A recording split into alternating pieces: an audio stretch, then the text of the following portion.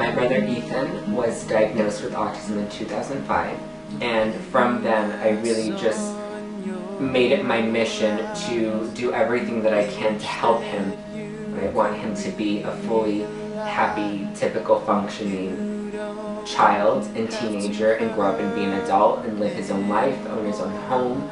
You know, if he chooses to get married and have children, and you know, I just want him to live the life. I want him to choose the life that he wants to live and not have to be held back by a label or by a diagnosis. And I want to make sure that he can be independent.